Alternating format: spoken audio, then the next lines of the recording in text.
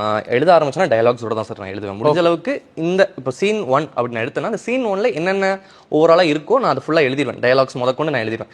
Last ஸ்டேஜில் எப்படி இருக்கும்னா கரெக்ஷன்ஸ் இருக்கும். ஓகே இது ஏன் ரிப்பீட் ஆகுது இந்த டயலாக், ஸோ இதை ரிமூவ் பண்ணலாம் அப்படின்றது தான் எனக்கு இருக்கும். நான் டயலாக் ஸ்டார்டிங்லேருந்தே எழுதிட்டு தான் வருவேன் சார். ஸோ நீங்கள் ஸ்டார்டிங்லேருந்தே எழுதிட்டு வரீங்கன்னா அந்த டெரஸ்ல வந்து ஒரு திருடன் பிடிப்படுறான்ல, அப்போ அதுக்கு அடுத்தது வந்து ஒரு சீன் வருது. அதுல வந்து அந்த பொண்ணு வந்து அவங்க என்ன சொல்றாங்கன்னா அந்த கடல் தாண்டி ஒரு லைன் அவன் சொன்னான்ட்டு.